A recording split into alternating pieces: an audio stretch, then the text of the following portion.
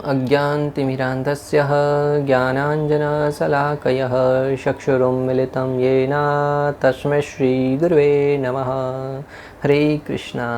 आज गीता श्रृंखला के सत्र क्रमांक 553 में आप सभी भक्तों का हार्दिक स्वागत है। आज हम श्रीमद् भगवद गीता के 70वें अध्याय के जो कि है श्रद्धा के विभाग श्लोक क्रमांक 26 और 27 का अध्ययन करेंगे। तो आइए, श्लोक इस प्रकार है। सद्भावे साधुभावे सद इति उत्प्रयुज्यते प्रशस्ते कर्मणि तथा सशब्द पार्थ युज्यते यज्ञ तपसि दाने च स्थिति सदिति शोष्यते कर्म चैव तदर्थीयं सदित्येव विधीयते। अर्थात भगवान श्री कृष्ण कहते हैं कि परम सत्य भक्ति में यज्ञ का लक्ष्य है और उसे शब्द से अभिहित किया जाता है। हे प्रथापुत्र, ऐसे यज्ञ का संपन्न करता भी सत कहलाता है। जिस प्रकार यज्ञ तपह तथा दान के सारे कर्म भी जो परम पुरुष को प्रसन्न करने के लिए संपन्न किए जाते हैं सत हैं। भगवान यहाँ पर जिसके लिए यज्ञ किया जा रहा है और जो यज्ञ कर रहा है, दोनों के महत्व को स्पष्ट रूप से वर्णन कर रहे हैं कि यज्ञ जिसके लिए किया जा रहा है, जिस परम ब्रह्म को प्रसन्न करने के लिए यज्ञ किया जा रहा है और जिसके द्वारा उन शब्दों का उच्चारण किया जा रहा है, संपन्न करता भी सत कहलाता है। तो यहाँ पर जिन परम भगवान को सत शब्द से इंगित किया जाता है वे सभी उत्कृष्ट वस्तुओं में व्याप्त होते हैं। जिस पर ब्रह्म को सत्व शब्द से इंगित किया जा रहा है वे सारी की सारी उत्कृष्ट वस्तुओं में, जैसे यज्ञ है, दान है, तपस्या है, उस सब में व्याप्त रहते हैं। ऐसे कार्यों को करते समय इसलिए सत शब्द का प्रयोग किया जाता है और भगवान के दिव्य नामों का उच्चारण किया जाता है। इसलिए सत शब्द को सभी मंगलमय क्रियाओं को संपन्न करने में उपयोग किया जाता है। इसको 2 श्लोकों में इंगित किया गया है। इसलिए इस सत शब्द को सारे के सारे मंगलमय कार्य हैं, जैसे यज्ञ है, दान है, तपस्या है, विवाह है या कोई भी धार्मिक अनुष्ठान करने से पूर्व सत शब्द का प्रयोग किया जाता है, जो सारे के सारे मंगल में फल प्रदान करने वाले हैं। कोई चोरी करने जाने वाला व्यक्ति ओम तत्सत ऐसा उच्चारण करके नहीं जाता है, उल्टा डरता है कि भगवान का नाम लेके नहीं जाऊं, नहीं तो कहीं पकड़ा गया तो। चोर होते हैं, उचक्के होते हैं, डाकू होते हैं, वो भी भगवान से डरते हैं और वो भगवान का नाम लेने से बचते हैं। इस जगत का व्यक्ति, प्राय जो व्यक्ति भौतिक इंद्रिय तृप्ति में लगा है, उसको अनेक प्रकार के भोग करने हैं, वो व्यक्ति भगवान के नाम के उच्चारण से, भगवान की कथाओं को सुनने से परहेज करता है। अगर मुझे भगवत गीता के माध्यम से जीवन में किए जाने वाले पापों के दंड के विषय में श्रवण किया गया, मेरे द्वारा किए जाने वाले अनेक अनर्थों के विषय में मुझे पता चलेगा, तब मुझे उससे करने में संकोच होगा। भक्तों, एक दृष्टांत द्वारा समझ सकते हैं। मान लीजिए आप कभी ड्राइव कर रहे हैं, आपको पता ही नहीं है कि आपके पास लाइसेंस है कि नहीं है। आपको अनुभव है कि मेरे पास लाइसेंस है, तब आप बिना बेफिक्र होके हवलदार को देखेंगे, पुलिस को देखेंगे, नाकाबंदी को देखेंगे, बिंदास ड्राइविंग करते रहेंगे। परंतु आगे चलकर आपको मालूम पड़ गया कि आप लाइसेंस तो घर पे भूल के आए हैं। तब भले ही अच्छे से ड्राइविंग कर रहे हैं, परंतु जैसे ही आप नाकाबंदी देखेंगे, जैसे ही हवलदार को देखेंगे, हृदय में एक प्रकार का भय व्याप्त हो जाएगा कि मेरे पास लाइसेंस नहीं है। तो ये ज्ञान हमें किसी भी कार्य को करने या नहीं करने के लिए प्रेरित करता है, हमें अंदर से प्रेरणा प्रदान करता है। अतः जब हम इस शास्त्रों के ज्ञान को स्वीकार करेंगे, ज्ञान प्राप्त करेंगे, तब निश्चित रूप से हम पाप प्रवृत्तियों से बच सकते हैं। जब ज्ञान ही नहीं होगा कि सही और गलत क्या है, तो हम उसको करने या नहीं करने में भेद कैसे करेंगे। इसलिए जो बुरी प्रवृत्ति के लोग होते हैं, जो पाप प्रवृत्ति के लोग होते हैं, वो कथा श्रवण करने से परहेज करते हैं। किसी को कहिए कथा में आइएगा, वो कहते हैं नहीं नहीं, हम दान दे देंगे, आपको धन दे देंगे, परंतु हमें ये ज्ञान मत दीजिए, क्योंकि ज्ञान ले लिया तो हम पाप प्रवृत्तियों से बचेंगे कैसे। सत शब्द का उपयोग ब्रह्म सद्भावे और ब्रह्म को जानने वालों साधु भावे को इंगित करने के लिए किया जाता है। ये सत शब्द का प्रयोग है वो ब्रह्म को, भगवान जिसको जानने वाले हैं, और साधु भावे जो साधु स्वभाव के हैं, भगवान को जानने वाले हैं, उनके लिए प्रयोग किया जाता है। भक्तों, भगवान की भांति भगवान के भक्त हैं वो बड़ी महान होते हैं। कई बार तो देखा गया कि भगवान से भी अधिक कृपालु भगवान के भक्त होते हैं, क्योंकि भगवान हमारी योग्यता देखते हैं कि येषां त्वन्तगतं पापम जनानां पुण्य कर्मणाम ते द्वंद्व मोहो निर्मुक्ता भजन्ते माम दृढ़व्रता। भगवान कहते हैं कि जिस व्यक्ति के पूर्व जन्म के सारे पाप कार्य नष्ट हो चुके हैं और इस जन्म में पर्याप्त पुण्य कार्य अर्जित किए हैं, वही व्यक्ति मुझ श्री कृष्ण की सेवा कर सकता है, मुझ श्री कृष्ण की भक्ति कर सकता है।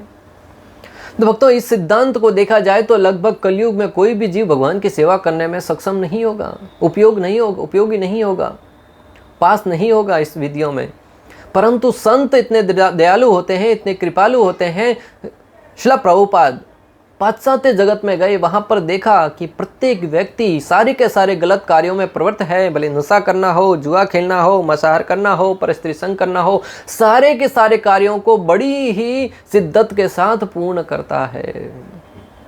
परंतु फिर भी जब भगवान की दृष्टि से देखा जाए तो वो भक्ति करने के लिए योग्य नहीं होते। परंतु संतों का स्वभाव, भक्तों, श्रील प्रभुपाद ने उन पर दया करते हुए, करुणा करते हुए उनको भक्ति प्रदान करी। यह संतों की महानता। आज संत महात्मा है वो गांव गांव, शहर शहर घूमकर चोर, उशक्के, डाकू, नारद मुनि ने कैसे कैसे लोगों को प्रचार किया। भक्तों, मृगारी, अनेक प्रकार के जो बड़े बड़े डाकू थे, डाकुओं में भी कोई साधारण नहीं, बड़े से बड़े महान डाकुओं को प्रचार करके उनको भक्त बनाया है। उल्टा नाम जपत जग जामा जाना, वाल्मीकि भय ब्रह्म समाना। मृगारी नारद मुनि के संग से एक महान संत बन जाते हैं। ऐसे अनेक व्यक्तियों के दृष्टांत आते हैं जब साधुओं के संग से, साधुओं के दया से उन्होंने जीवन में सफलता प्राप्त करी है। साधुओं के संग की महिमा के विषय में क्या कहा जाए भक्तों। महाभारत का प्रसंग, एक बार युधिष्ठिर महाराज यज्ञ कर रहे थे। तब यज्ञ, पहले कहा जाता था कि जब यज्ञ संपन्न होता था तो मंदिर की कोई घंटी बजती थी, जिससे यह प्रमाणित होता था कि हाँ, यज्ञ पूर्ण हुआ है कि नहीं। युधिष्ठिर महाराज ने बहुत अच्छे से यज्ञ संपन्न किया, सबको दान भर भर के दिया, परंतु घंटी नहीं बजी। तब इस शंका से भगवान श्री कृष्ण के पास गए कि घंटी भाई क्यों नहीं बज रही है, यज्ञ अभी तक पूर्ण क्यों नहीं हुआ। तो संपूर्ण ब्रह्मांड को जानने वाले भगवान श्री कृष्ण युधिष्ठिर महाराज से कहते हैं कि आपके राज्य में एक ब्राह्मण भूखा बैठा हुआ है। युधिष्ठिर महाराज कहते हैं, सबको तो मैंने न्योता दिया था, घर घर जाकर पत्रिका बांटी थी, तो वो संत कैसे भूखे रह गए। भगवान ने कहा उसके पास जाकर स्वयं बना ले आओ। जब युधिष्ठिर महाराज उस संत के पास जाते हैं और कहते हैं कि मान्यवर आइए घर पे प्रसाद लीजिए, तब वो संत पहले तो कई बार मना करते हैं, बार बार विनती करने पर अंत में कहते हैं कि मेरी एक शर्त है, तब आऊँगा। तब युधिष्ठिर महाराज कहते हैं क्या शर्त है। वो साधु कहते हैं कि मुझे 100 यज्ञ का फल मुझे प्रदान करो, तब मैं आता हूँ। युधिष्ठिर महाराज कहते हैं भक्तों कि हे मान्यवर, अभी पहला ही तो यज्ञ कर रहा हूँ, वो भी आपकी कृपा से, आपके नहीं आने से अभी पूर्ण नहीं हुआ, और मैं 100 यज्ञ का फल आपको कहाँ से दूँ। तो वो साधु कहते हैं कि मेरी शर्त तो यही है, आप मानो ना मानो। युधिष्ठिर महाराज उस साधु के सामने पराजित होकर मुंह लटकाकर घर आ जाते हैं। घर अपने पति को मुंडी उतार कर बैठे हुए देखकर द्रौपदी कहती है, स्वामी बात क्या है। युधिष्ठिर महाराज कहते हैं कि मेरे से नहीं बनी तुम्हारे पल्ले क्या पड़ेगी। परंतु बार बार निवेदन करने पर अर्धांगिनी का अर्थ ये होता है कि अपने पति के दुखों को बांटें, दुखों को, तनाव को दूर करें। वो बात अलग है कि आज की पत्नियां पति को अधिक दुखी करती हैं, अनेक प्रकार के कष्ट प्रदान करती है, अनेक प्रकार के चिंताओं में डालती है। परंतु वैदिक सभ्यता कहती है कि पत्नी वो है, अर्धांगिनी वो है जो अपने पति को चिंता मुक्त करे। युधिष्ठिर महाराज ने अपनी जब दुविधा बताई, तब द्रौपदी अपने पति का आशीर्वाद प्राप्त करके स्वयं जाती है उस संत को लेने के लिए। भक्तों, संत के पास जाकर निवेदन करती है, साधु महाराज चलिए प्रसाद लेने। साधु ने दो टूक कह दिया कि मैंने आपके स्वामी से जो कहा था तुमसे भी वही कह रहा हूँ कि मुझे 100 यज्ञ का फल जब तक नहीं मिलता तब तक मैं नहीं आऊँगा। तब बहुत ही सुंदर द्रौपदी महारानी कहती है कि हे साधु, आपने कभी सुना नहीं क्या, संत मिलन को चालिए तजमान अभिमान, संत मिलन को चालिए तजमान अभिमान, एक एक पग आगे धरूं कोटि यज्ञ समान। हे साधुगण, संतों ने ऐसा कहा है कि साधुओं को मिलने के लिए संतों की सभा में अपना निज मान अभिमान सब कुछ भूलकर तुरंत चले जाना चाहिए। और उस संतों को मिलने के लिए जाने में हम एक एक पग आगे धरते हैं, करोड़ों यज्ञ का फल प्रदान करने वाले हैं। आप चलिए मेरे साथ, एक पग तो आगे बढ़ाइए, करोड़ों यज्ञ का फल मिलेगा, उसमें से 100 यज्ञ का फल आप रख लेना, बाकी मुझे प्रदान कर लेना। इतना सुनते ही संत खड़े हुए, चलने की बजाय भागने लगे। भक्तों, वहां पर आकर प्रसाद ग्रहण किया और घंटी बजी, युधिष्ठिर महाराज का यज्ञ संपन्न हुआ। मैं आपको जो बताना चाह रहा हूं कि संतों की सभा के विषय में क्या कहा जाए, संतों के समागम के विषय में क्या कहा जाए। जहां संतों का समागम होता है उसे बहुत ही लाभदायक माना जाता है। संतों की सभा को प्रयागराज से भी बढ़कर माना गया है। तब किसी ने प्रश्न उठाया कि प्रयागराज में तो गंगा यमुना सरस्वती जी 3 नदियों का संगम होता है, संतों की सभा में किसका संगम होता है? तब आचार्यगण कहते हैं कि संतों की सभा में ज्ञान, भक्ति और वैराग्य इसका समागम होता है। जो गंगा नदी भगवान श्री विष्णु के श्री चरणों से निकली है वो तो भगवान से श्री चरणों से दूर जा रही है, परंतु भक्ति रूपी, ज्ञान रूपी जो ज्ञान गंगा है वो भगवान श्री विष्णु के श्री चरणों की तरफ लेके जाती है, संतों की सभा में। भक्तों, यह है संतों की महानता। साधु संग सर्व शास्त्र कहे, लव मात्र साधु संग सर्व सिद्धि है। एक क्षण का भी अगर साधुओं का संग प्राप्त हो जाए ना, ये बहुत बड़ी सिद्धि है। अतः साधुओं के पास जाए तो भक्तों अपना निज मान अभिमान सब कुछ भूल कर, इतने घर का मालिक हूँ, इतने फैक्ट्रियों का मालिक हूँ, सब अपना मान अभिमान भूलकर साधुओं के पास जाइए और साधुओं के मुख से सुनने का प्रयास कीजिए। प्राय व्यक्ति संतों के पास जाता है तो अपने विषय में बताना चाहता है, मैं इतनी फैक्ट्री का मालिक हूँ, मेरे पास इतना घर है, मैंने ये क्या। अरे क्या फर्क पड़ता है साधु को तुमने क्या प्राप्त किया नहीं किया? वो स्वयं घर बार छोड़कर सब कुछ त्याग कर आए हैं, उनको कोई लेना देना नहीं है तुम्हारे इन भौतिक उपाधियों से। अतः साधु के पास जाकर जिज्ञासा करे कि साधुगण महात्मा मेरे लिए जो श्रेष्ठकर हो निश्चित रूप से बताइए। तद अर्थयम का अर्थ है वह क्रियाएं जो भगवान की प्रसन्नता के लिए की जाती हैं और जिनको इन तीनों नामों ओम तत्सत से इंगित किया जाता है। जैसे मंदिर का निर्माण इत्यादि, वह सब सत कहलाती हैं। भगवान की प्रसन्नता के लिए कार्य करना, भगवान की प्रसन्नता के लिए कोई भी कार्य किया जाए, भले मंदिर निर्माण हो, भागवत सप्ताह का आयोजन किया जाना हो, हरि नाम संकीर्तन का आयोजन हो, भक्तों की सेवा करना हो, गौ सेवा हो, जीवों पर सेवा हो, प्रसाद वितरण करना है, भगवत गीता का वितरण करना है, प्रत्येक कार्य जो भगवान श्री कृष्ण को प्रसन्न करे, ये भगवान श्री कृष्ण की प्रसन्नता के लिए किया जाए, वह ओम तत्सत से प्रारंभ किया जाता है और जीवन में सबसे उच्च फल प्रदान करने वाला है। उसे तद अर्थयम का कहा जाता है। इन 3 नामों को हमें याद रखना चाहिए, इसे शास्त्र की आज्ञा मानी जानी चाहिए, अर्थात पूर्ववर्ती आचार्यों के पद चिन्हों पर चलना। ये जो ओम तत्सत, ये तीनों नामों को हमें स्मरण रखना चाहिए और शास्त्रों के आदेश का पालन करना चाहिए। जो शास्त्र कह रहे हैं उसके अनुसार हमें जीवन में कार्य करना होगा। पूर्ववर्ती आचार्यों ने उस शास्त्रों को किस प्रकार समझा है और किस प्रकार अपने जीवन में पालन किया है, उसके अनुरूप हमें जीवन में पालन करना होगा। करंट आचार्य, ऐसा नहीं हो कि आप सत्ययुग के सिद्धांत कलयुग में लागू करने जाएं। कलयुग के आचार्यों ने उस विधि को किस प्रकार से पालन किया है और हमारे लिए किस प्रकार पालन करने का संदेश दिया है, उसके आधार पर अगर जीवन में पालन करेंगे निश्चित रूप से हम जीवन में सफल होंगे। मात्र दीक्षा लेने से कोई मुक्त नहीं होगा, गुरु द्वारा प्रदत्त शिक्षाओं का जीवन में पालन करना होगा। मात्र किसी ने दीक्षा ले ली, गुरु बना लिया, कान फूंक लिए, कोई वस्तु छोड़ दी, उससे कोई मुक्ति नहीं मिलने वाली।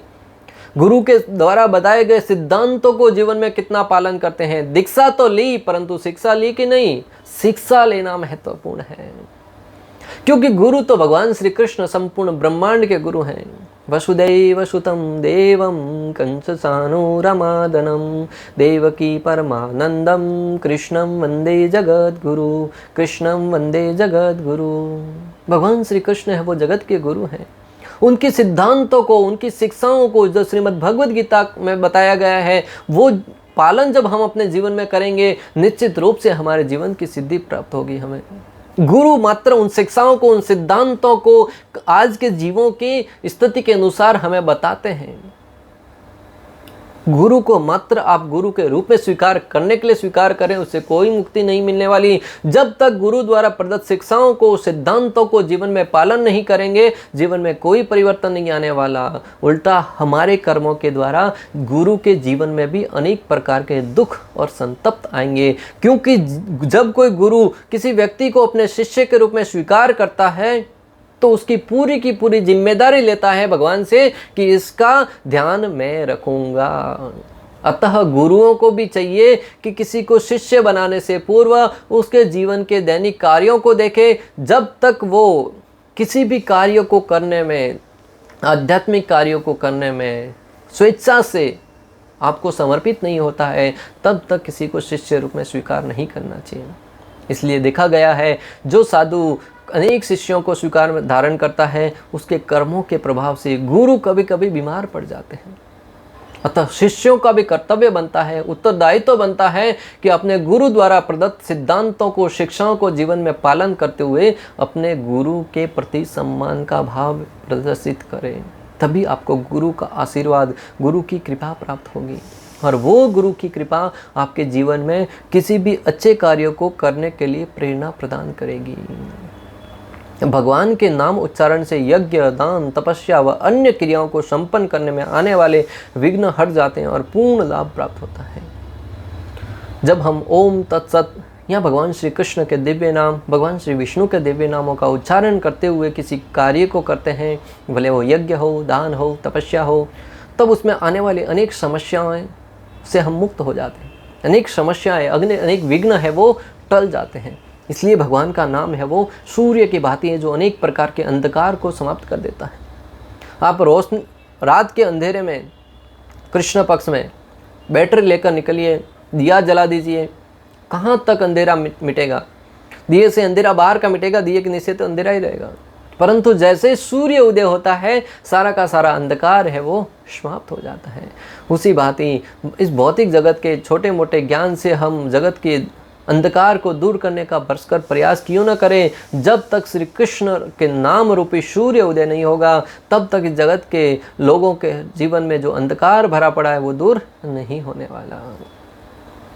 गरुड़ पुराण 1.230.13 में वर्णन आता है, प्रमादात कुर्वताम कर्म प्रसवेताध्वरेषु यत् स्मरणादेव तद्विष्णु संपूर्ण स्यादिति श्रुति। किसी यज्ञ में ध्यान न देने के कारण जो भी गलतियां होती हैं वह भगवान श्री विष्णु के स्मरण से ठीक हो जाती हैं। गरुड़ पुराण प्रमाण भक्तों, किसी भी यज्ञ में अगर कोई त्रुटि हो जाए, ध्यान नहीं देने के कारण कोई गलती से मिस्टेक हो जाए, तो भगवान श्री विष्णु के दिव्य नामों का उच्चारण करने से वो सारी की सारी गलतियां हैं वो समाप्त होकर उस यज्ञ का पूर्ण लाभ प्राप्त होता है। जब भगवान का नाम उच्चारण करने मात्र से उस यज्ञ की त्रुटियां समाप्त हो जाती हैं, तो एकमात्र भगवान श्री कृष्ण के दिव्य नाम हरे कृष्ण कृष्ण कृष्ण हरे हरे, हरे राम राम राम हरे हरे, निरपराध भाव से उस नाम का उच्चारण करने से भक्तों कितना लाभ प्राप्त होगा आप कल्पना कर सकते हैं। भगवान कहते हैं कि कोई श्रद्धा या उपेक्षा से भी मेरा नाम ले ले तो उसका नाम हमेशा हमेशा के लिए मैं अपने हृदय में धारण करके रखता हूँ। तो जब कोई प्रेम पूर्वक भगवान के नाम का जब प्रतिदिन 16 माला, जब 2 घंटा बैठ के भगवान के नाम का, दिव्य नामों का जप करेगा, उसकी भगवान के प्रति क्या आस्था होगी और उसके ऊपर भगवान की क्या कृपा होगी, इसको हम कल्पना भी नहीं कर सकते। अतः जीवन में भक्तों आप कुछ कर सके न कर सके कोई बात नहीं, भगवान के दिव्य नामों का जब 5 मिनट, 10 मिनट, आधा घंटा, 1 घंटा, जितना समय उचित निकले निकाल कर कीजिएगा। प्राय हमारे पास 24 घंटे होते हैं दिन और रात मिलाकर। उसमें से मान लीजिए हम 8 घंटा काम करने में लगा दिए, 7 घंटा सोने में लगा दिए, 15 घंटा हो गए, 8-7 पीछे फिर भी 9 घंटे बचते हैं। उसमें से 5 घंटा आप परिवार के साथ, मित्रों के साथ गप्पे लड़ाने में, प्रेम देने में व्यतीत किए, फिर भी पीछे 4 घंटे बचते हैं। उस 4 घंटे में से कम 2 घंटा, 1 घंटा तो भगवत नाम में, भगवान कथा श्रवण करने में लगाइए। अन्यथा ये जीवन व्यर्थ चला जाएगा। मानव जीवन प्राप्त करके भी हम मात्र आहार निद्रा भय मैथुन में जीवन यापन करते रहेंगे, और एक दिन काल चक्र ऐसा आएगा कि हम जीवन में मात्र आहार निद्रा भय मैथुन करते करते जीवन के 100 वर्ष पार कर जाएंगे, और जीवन में मात्र और मात्र अनेक प्रकार के बंधन के कामों के सिवाय कुछ नहीं कर पाएंगे। इसलिए भक्तों, समय रहते संभल जाइए, जब जगो तब सवेरा।